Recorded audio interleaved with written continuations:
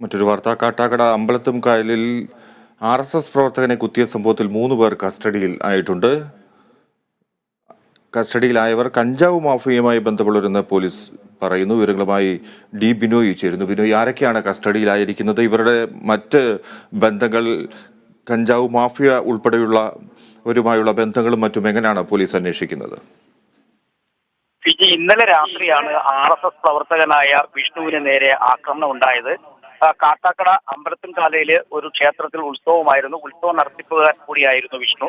ഉത്സവം കഴിഞ്ഞ് വീട്ടിലേക്ക് മടങ്ങുന്നതിനിടയിലാണ് പിന്നാലെ എത്തിയ 5 സംഘം. ഇവർ ഇരുചക്ര വാഹനത്തിലാണ് സഞ്ചരിച്ചിരുന്നത്.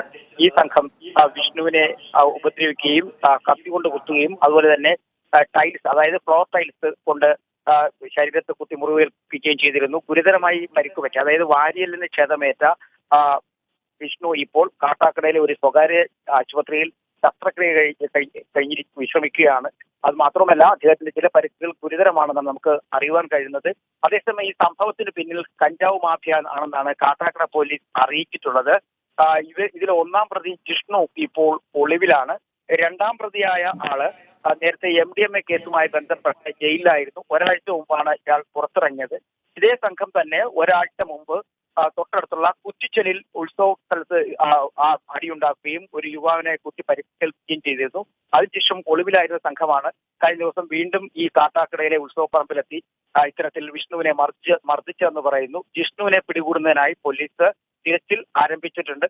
സ്ഥലത്ത് ഇപ്പോഴും പോലീസ് സംഘം ക്യാമ്പ് ചെയ്യുന്നുണ്ട്. ശരി ബിനോയ്.